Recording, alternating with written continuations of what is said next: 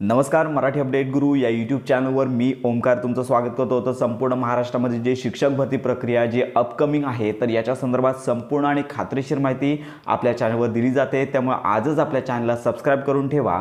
तर आजच्या व्हिडिओमध्ये शिक्षक भरती प्रक्रियेसंदर्भात संपूर्ण आणि खात्रीशीर माहिती घेणार आहोत। तर याच्यामध्ये पहिली माहिती आहे की फेज 2 जी शिक्षक भरती प्रक्रिया आहे, त्यानंतर दुसरी महत्त्वाची बाब म्हणजेच यावर्षी शिक्षक अभियोग्यता म्हणजे शिक्षक भरती परीक्षा टेट 3 जी आहे ती कधी होणार, तर या संदर्भात आपण संपूर्ण माहिती पाहणार आहोत। तर सगळ्यात महत्त्वाची बाब म्हणजे सोशल मीडियावरती आता शिक्षक भरती प्रक्रिया सुरू झालेली आहे आणि ही शिक्षक भरती प्रक्रिया सर्वांसाठी असणार आहे असे मेसेज व्हायरल होत आहेत।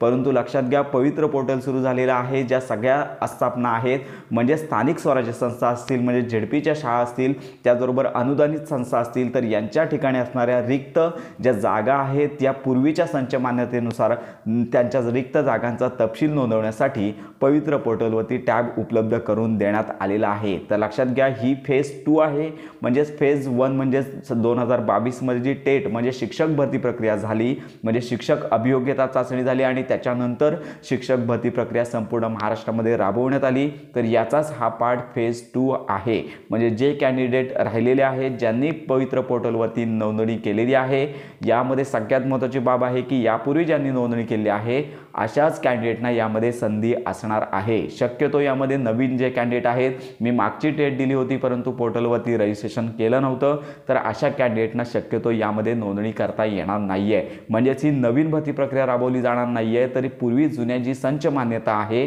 तर याच्या पद्धतीने हे भरती प्रक्रिया राबवली जाणार आहे। तर यासाठी टेट होणार नाही आहे। तर आता जी फेज 2 जी सुरू आहे तर याकरता 20 तारखेपासून ज्या संपूर्ण महाराष्ट्रामध्ये आस्थापना असतील किंवा स्थानिक स्वराज्य संस्था असतील तर यांच्यामार्फत रिक्त पदांचा तपशील जाहिराती आहे त्या फीड करण्याचं काम सुरू आहे। अपेक्षित आहे की येत्या काही दिवसांमध्ये या सर्व जाहिराती आपल्याला पाहायलाच मिळतील। मध्ये दोन पद्धतीने जागा भरल्या जाणार आहेत, एक म्हणजे इंटरव्ह्यू आणि दुसरी म्हणजे विदाउट इंटरव्ह्यू। तर याचपूर्वी जी प्रोसेस आहे ती आता फॉलो केली जाणार आहे। अनेकांचा संभ्रम होता की नवीन जे कॅन्डिडेट आहेत, फ्रेश कॅन्डिडेट आहेत, यांना यामध्ये अप्लाय करता येणार आहे का, तर तुम्हाला यामध्ये अप्लाय करता येणार नाही। ज्यांनी पवित्र पोर्टलवरती यापूर्वी नोंदणी केली आहे अशाच कॅन्डिडेटना एडिट हा ऑप्शन उपलब्ध करून दिला जाणार आहे। म्हणजे त्यांनाच हा टॅब आहे तो उपलब्ध करून दिला जाणार आहे। सध्या तरी एक महत्त्वाची पेपरमध्ये बातमी येत होते की यामध्ये किती रिक्त जागा येणार आहेत, तर यामध्ये 21,000 पर्यंत माध्यमिक असेल, प्राथमिक असेल किंवा उच्च माध्यमिक अशा सगळ्या ज्या जाहिराती आहेत किंवा सगळ्या जागांचा तपशील असं धरून 21,000 जागा असं